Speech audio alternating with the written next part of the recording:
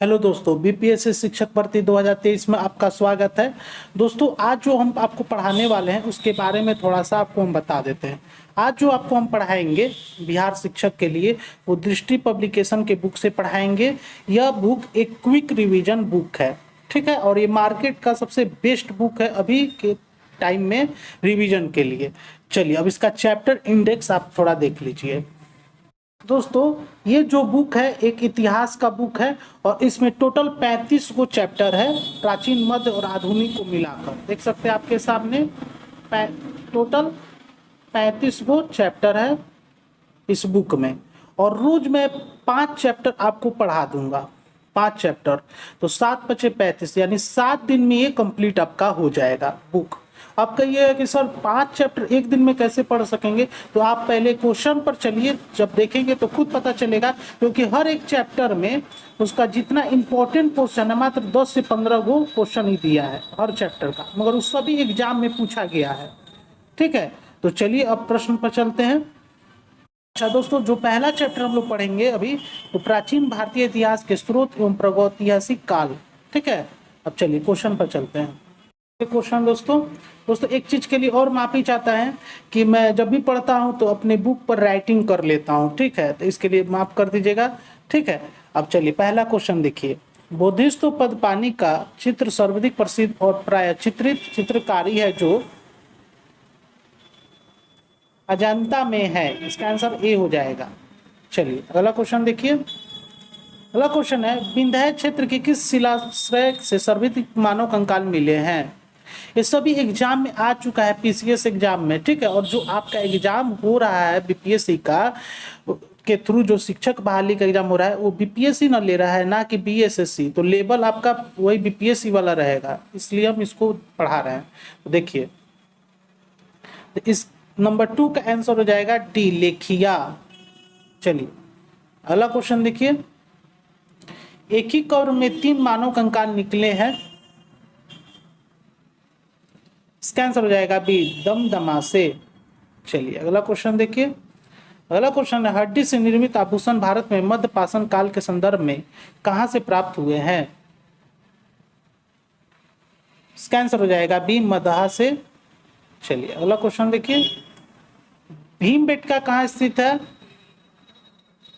इसका आंसर हो जाएगा डी, अब्दुल्लागंज, रायसेन। चलिए अगला क्वेश्चन देखिए। अगला क्वेश्चन है, भीमबेटका किसके लिए प्रसिद्ध है। इसका आंसर हो जाएगा ए, गुफाओं के लिए, शैलचित्र। चलिए अगला क्वेश्चन देखिए।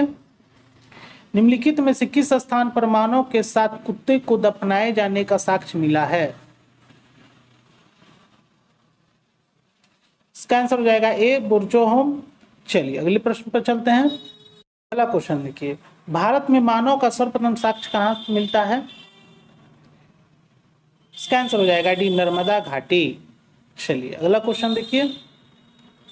अगला क्वेश्चन है, भारतीय पुरातत्व सर्वेक्षण निम्नलिखित विभाग मंत्रालयों में से किसका संलग्न कार्य है। इसका आंसर हो जाएगा ए, संस्कृति। चलिए अगला क्वेश्चन देखिए। अगला क्वेश्चन है, निम्नलिखित में से किस को चालकोलिथिक युग भी कहा जाता है। इसका आंसर हो जाएगा सी, ताम्रपाषाण युग। चलिए अगला क्वेश्चन देखिए। निम्नलिखित में से कौन सा वेद गद्य पद दोनों में रचित है। इसका आंसर हो जाएगा सी, सामवेद। चलिए अगला क्वेश्चन देखिए। अगला क्वेश्चन, भारतीय उपमहाद्वीप में कृषि के प्राचीनतम साक्ष्य प्राप्त हुए हैं। इसका आंसर हो जाएगा बी, लहुरा देव से। अब देखिए यहीं पर ये चैप्टर कंप्लीट हो गया, पहला चैप्टर। 12 को क्वेश्चन ही था, आपको बोले भी थे शुरुआत में। चलिए सेकंड वाले चैप्टर पर चलते हैं। दूसरा जो चैप्टर पढ़ेंगे सिंधु घाटी सभ्यता है, ठीक है। अब चलिए प्रश्न पर चलते हैं। ये दोस्तों पहला क्वेश्चन, सिंधु घाटी सभ्यता के संदर्भ में निम्नलिखित में से कौन सा कथन सत्य है। इसका आंसर हो जाएगा सी, 1 और 2 दोनों। यह प्रमुख लौकिक सभ्यता थी, तथापि इसमें धार्मिक तत्व उपस्थित थे, पर वे वर्चस्वशाली नहीं थे। उस काल में भारत में कपास से वस्त्र बनाए जाते थे। चलिए अगले प्रश्न पर चलते हैं। अगला क्वेश्चन देखिए। निम्नलिखित में कौन सा लक्षण सिंधु सभ्यता के लोगों का सही चित्रण है। इसका आंसर हो जाएगा बी, केवल 2। वे देवी देवता दोनों की पूजा करते थे। चलिए अगला क्वेश्चन देखिए।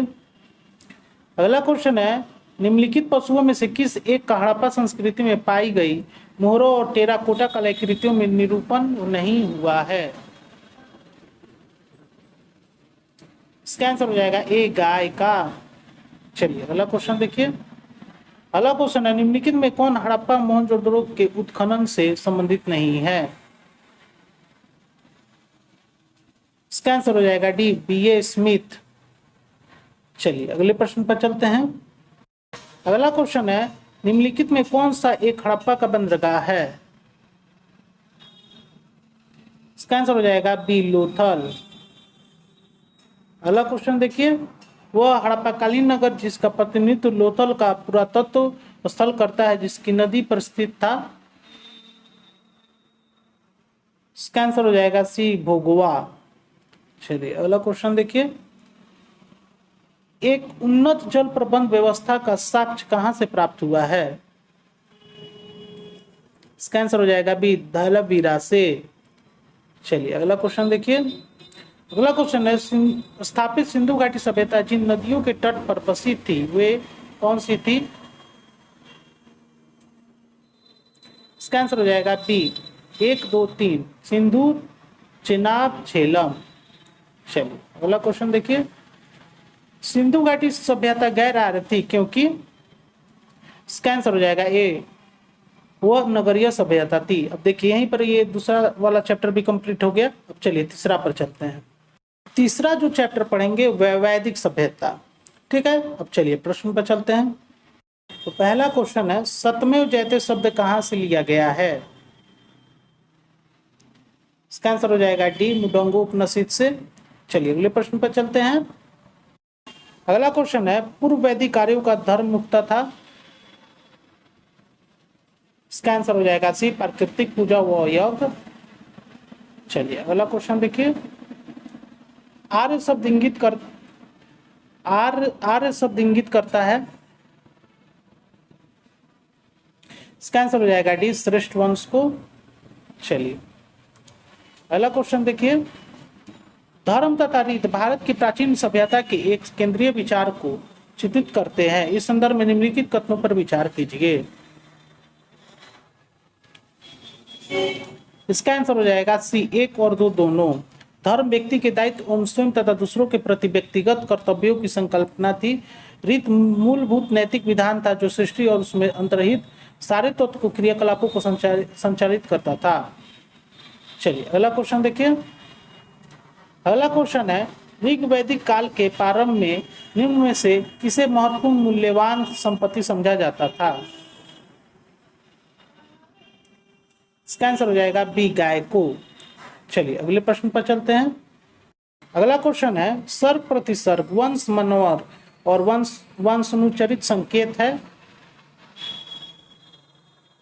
इसका आंसर हो जाएगा बी, पुराणों के। चलिए अगला क्वेश्चन देखिए। निम्नलिखित अभिलेखों में से कौन सा ईरान से भारत में आए आर्यों के आने की सूचना देता है? इसका आंसर हो जाएगा सी, बुगाचकोई।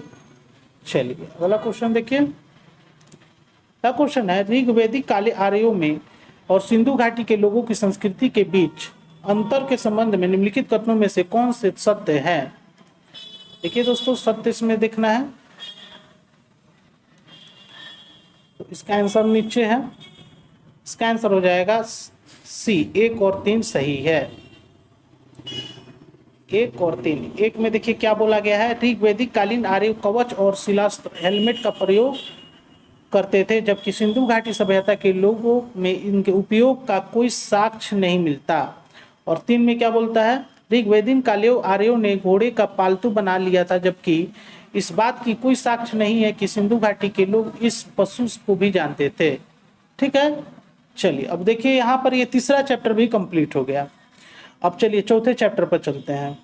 देखिए दोस्तों, चौथा जो चैप्टर पढ़ेंगे 4 नंबर चैप्टर, 6ठी शताब्दी ईसा पूर्व का भारत। अब चलिए प्रश्न पर चलते हैं। देखिए दोस्तों, क्वेश्चन, निम्नलिखित में से कौन सा एक ईसा पूर्व 6ठी शताब्दी के प्रारंभ में भारत का सर्वाधिक शक्तिशाली राज था? इसका आंसर हो जाएगा डी, मगध। चलिए अगला क्वेश्चन देखिए।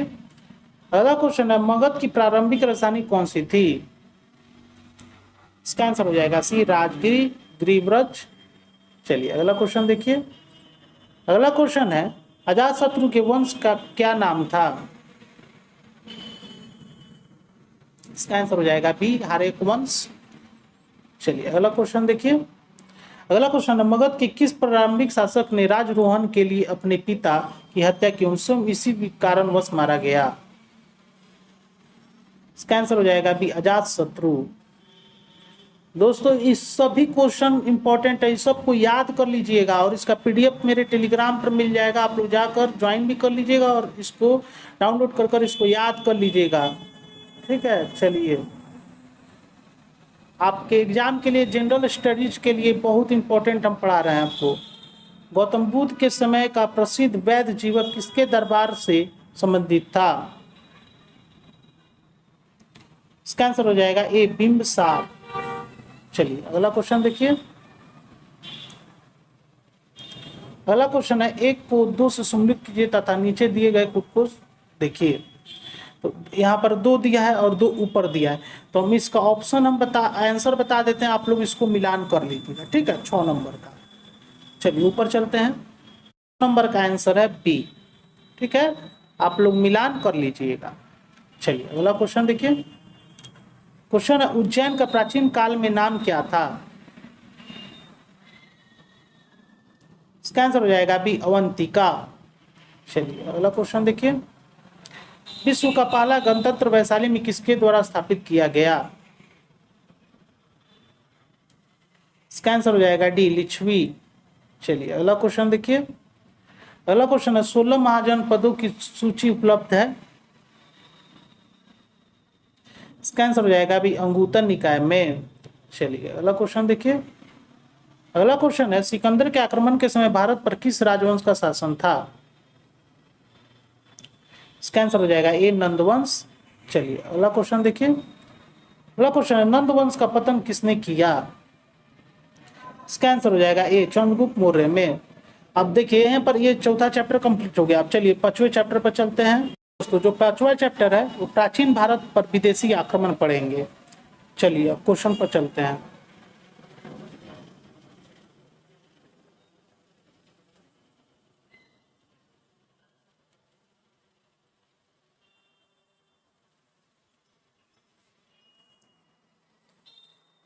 देखिए दोस्तों जो पहला क्वेश्चन है सिकंदर के आक्रमण के समय उत्तर भारत पर निम्नलिखित राजवंशों में से किस एक का शासन था? इसका आंसर हो जाएगा ए नंदवंश। चलिए अगला क्वेश्चन देखिए। भारत में सिकंदर की सफलता निम्न कारणों से थी। इसका आंसर हो जाएगा डी उपरोक्त सभी। 1 2 3 4 उपरोक्त सभी। उस समय भारत में कोई केंद्रीय सत्ता नहीं थी, उसकी फौज बेहतर थी, उसे देशद्रोही शासकों से सहायता मिली, वह एक अच्छा प्रशासक था। ठीक है, चलिए अगला क्वेश्चन देखिए। अगला क्वेश्चन है निम्नलिखित में कौन सिकंदर के साथ भारत नहीं आया था?